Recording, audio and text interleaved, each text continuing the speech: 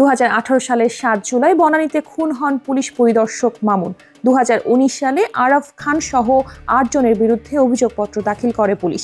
মামলার জন্য আসামিরা হলেন সুরাইয়া আক্তার কেয়া, রহমতুল্লাহ, স্বপন সরকার, মিজান শেখ, সারোয়ার হাসান ও দিদার পাঠান।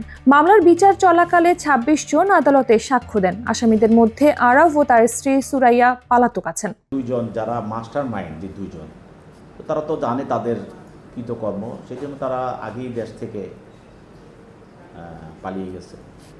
এবং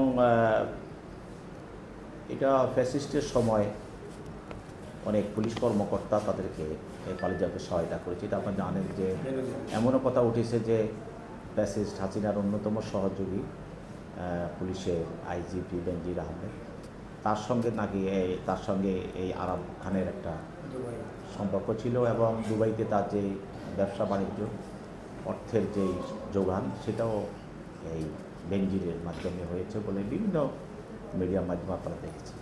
তো এখানে ফ্যাসিস্টের সময় তো সত্যিকারভাবে কে মারা গেল, কে মরল, সেটাই তাদের দেখার বিষয় ছিল না। তাদের বিষয় ছিল যে ফ্যাসিস্টের সহযোগীরা কীভাবে নিজেদেরকে সেভ করতে পারে, সেটাই তাদের মূল লক্ষ্য ছিল। এই জন্য তাদের সহযোগিতায় তারা দেশ থেকে পালিয়ে গেছে।